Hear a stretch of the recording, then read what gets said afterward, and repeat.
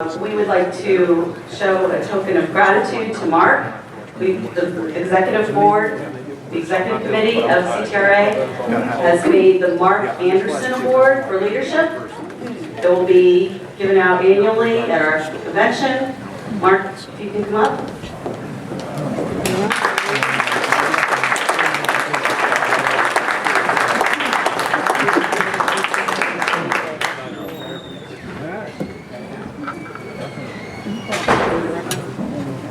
So it says, Connecticut Public Assembly, the Mark W. Anderson Award, Leadership Award, presented to Mark Anderson. This inaugural award goes to the man who founded CTRA and whose leadership qualities and steadfast principles led to the successful election to the State House, March 27, 2021.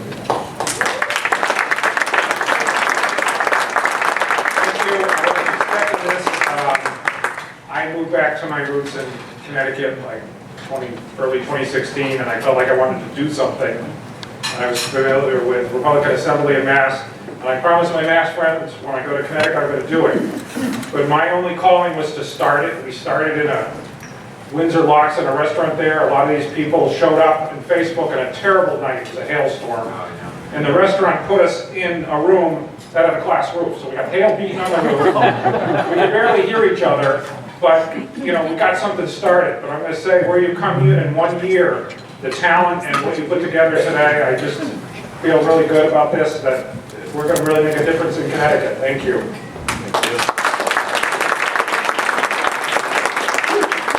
So our next guest is going to be Wayne Winsley. Now, let me just tell you a few things about Wayne. So over a 20-year radio career, Wayne Winsley has logged over 18,000 hours of speaking and listening directly to Connecticut voters as host of his own political talk show, the Wayne Winsley Program. He's a veteran of the U.S. Navy, and in 2012, he ran for Congress in Connecticut's 3rd District. He's the founder and CEO of Brave Enough to Fail, a groundbreaking student-focused nonprofit. So Wayne Winsley, please begin.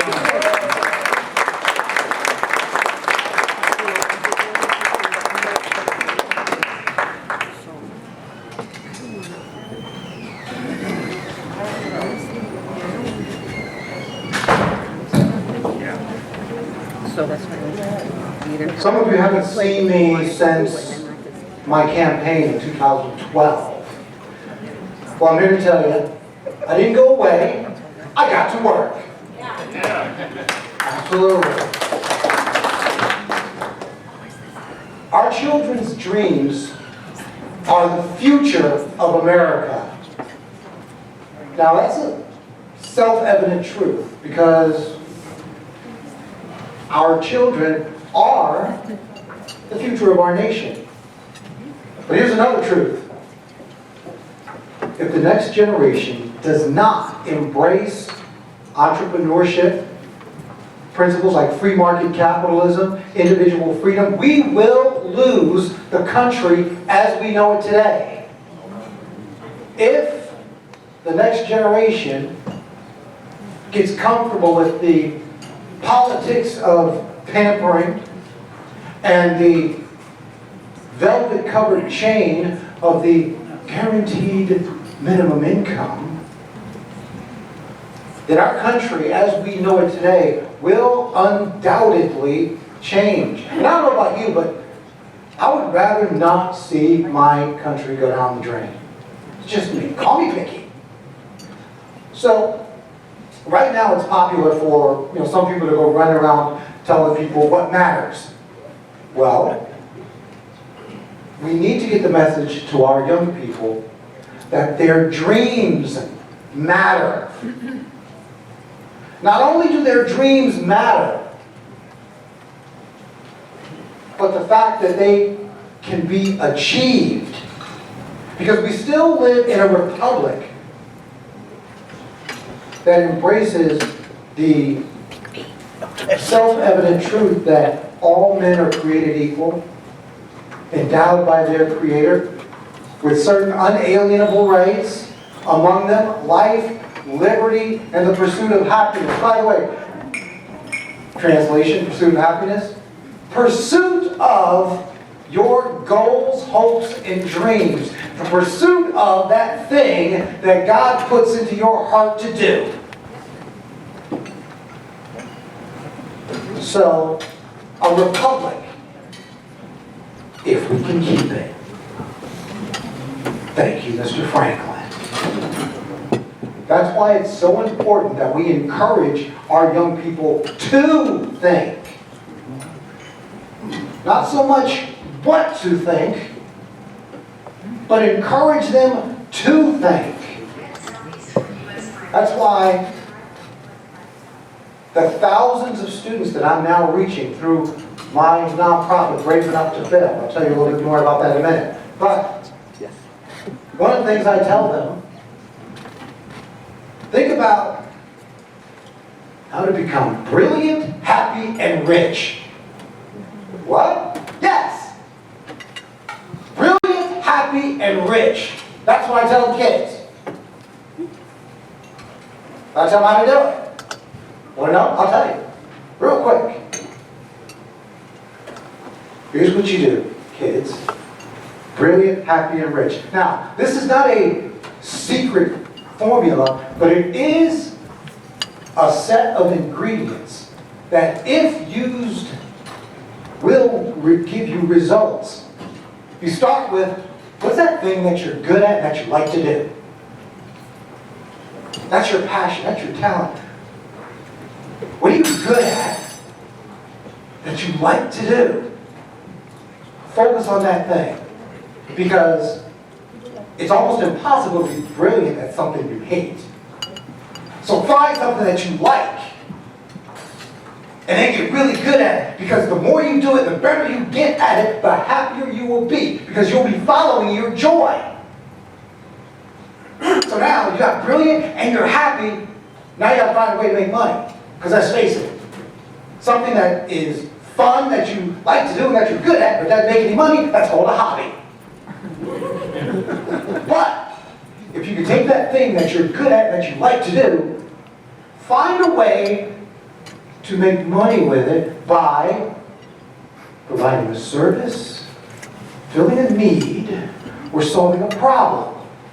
Then you can be brilliant, happy, and rich. It does work. Ask any entrepreneur in the room. It does work. But what's that got to do with us here at the Republican Assembly? Make it make sense to me, Wayne. All right, I'll tell you what. I encourage young people in schools across the state and across the country. I've been as far away, by the way, as Grandview, Washington, with this message. Been to West Virginia, Riverside, California, Massachusetts, New Jersey. I even stopped in Connecticut with this message. And here's why it's important. Young people who are excited about the idea of achieving their dreams tend to want less interference from others, even their government. Young people who embrace entrepreneurship are more likely to elect leaders who support free and open markets. Folks, young people who are focused on achieving their dreams using their God-given talents and gifts in pursuit of the American dream are more likely to value individual freedoms and candidates who support the same. They are. But does it work? Well, let me dial it back for a second. In 2012, 13, this was an idea. Some of you, I told this idea to. I was told by lots of people that, okay, first of all, that's not going to work. And nobody, especially in Connecticut, is going to let a Republican into public schools to talk about Republican principles and values and things like that. And the kids are all indoctrinated anyway, so it kind of almost doesn't matter. Now, I'm not mad at anybody. I'm bringing this up for a reason. I'm going somewhere with this. See, as an entrepreneur, I know, I understand that if you develop a new product, something totally new to the market, you pretty much have to build it and prove that it works before people will invest in it. That's just the price of doing business. Again, ask any entrepreneur in the room, they'll tell you, if you don't understand that, don't start a business. But one person, and this is why I brought that up, that first part, one person did.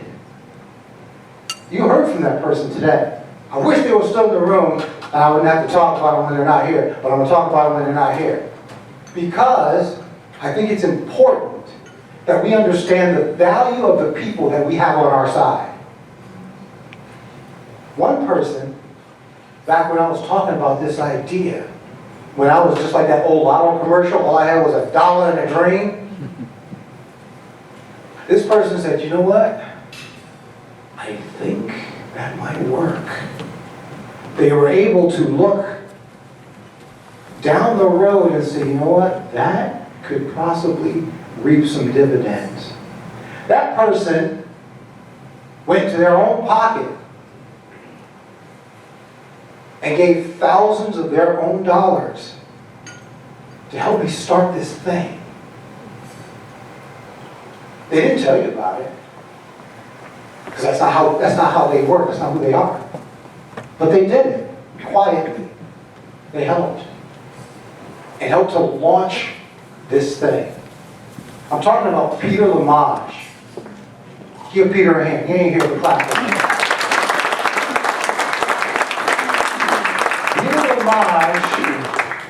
Is a visionary and a patriot who has such a deep and abiding love for this country that I'm almost ashamed that I was born here. Dude, you're a patriot. Like, damn. I mean, I love my country, but you know what? He's got context. Because he knows the value of what we have here because he didn't have it. I learned my deep and abiding love for this country when I served in the United States Navy. And I got to travel around the world. And I took a look. And I learned something about the United States of America. But you know what? The United States got some problems. We got issues. We're like a big dysfunctional family. Half the time there's a bunch of cousins and whatnot. We don't like to talk to each other. Can't get us in the same room. We just, until somebody who's not family messes with us. Then we forget about that and remember we're all Americans. Kind of like 9/11. But with all of its problems, the United States of America remains the greatest country that God ever gave to man. So, back to this, does this thing work? Here's where we are now. That money that Peter and a few other people donated to this thing called Brave Enough to Fail. And by the way, what we do is Brave Enough to Fail provides motivational programming and scholarships to high schools. We go in and we give motivational programs, and now we give a motivational course that we were asked to create, and then we give scholarships that are good for any accredited college or trade school. 5 years ago, we were able to hand out our first scholarships. As of this year, our first scholars are graduating from college. By the way, over the past 5 years, we've established a 90% success rate. 90% of our scholars got from high school out the other side of college. That's what I did with Peter's money and a few other people's money. Now, does it work? Here's the thing. We tell our children that each and every child is unique and precious with gifts and a destiny that only they can achieve if they have the courage to do so. That's what Brave Enough to Fail means. Brave Enough to Fail means being brave enough to risk failure is a non-negotiable requirement for success in any venture. It is. Thank you. Young people like that, and by the way, we have reached over 15,000 students, awarded over $50,000 in scholarships. So guess what? Now hold on a second. What does that mean though? Like politically, I already told you, we're cultivating a generation of leaders, achievers, and creators who can have more of a propensity to resonate with people who espouse those values. And so now there's also 15,000 young people around Connecticut, a lot of them new voters, who they know one thing about Wayne Winsley. Oh yeah, that's the dedicator of my school. He told me that my dreams matter. Okay. That's what Republicans do? Yeah. Yeah, be cool though. You got it. Alright. But that's what that looks like. What I did, I went to work doing something that would help more people who look like me vote like me. We got to get some new people. Absolutely. We do.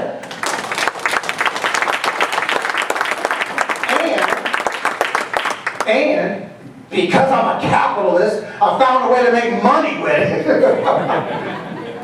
And I found a way to help businesses with it. Because we're a 501c3 charity, but we don't take government money, number one. And I tend to get my sponsorship money from conservative business owners, because I got to promote somebody. So you know what? I'm going to promote people who think like I think and let them reap the benefit. Now, and here's how I know that it's working. Right before the COVID shutdowns, the school superintendent of Bridgeport, Connecticut, and the principals of the high schools formally requested Brave Enough to Fail for all high schools in Bridgeport. All of them.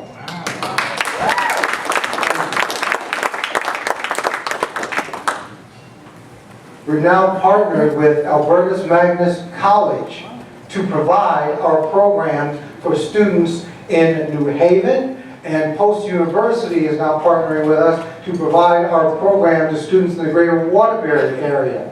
Don't tell me it's going to work.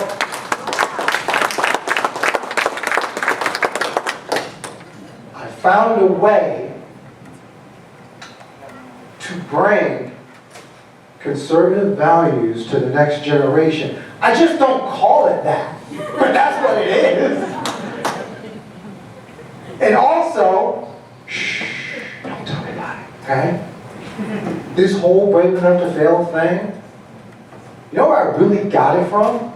The Bible. Amen. You're fearfully and wonderfully made. Whoa. I just can't go into Harding and say, you're a child of the Most High God. They won't let me. But I can say that you are unique. You are priceless. I can do that. So, I'm bringing you a message of hope. It's not a lost cause. This is important. We cannot afford to give up on the idea of reaching out to the next generation and encouraging them to think for themselves and take action for themselves, because our fight to restore sanity includes fighting for the hearts and minds of our children, because our children's dreams are the future of America. Thank you, ladies and gentlemen.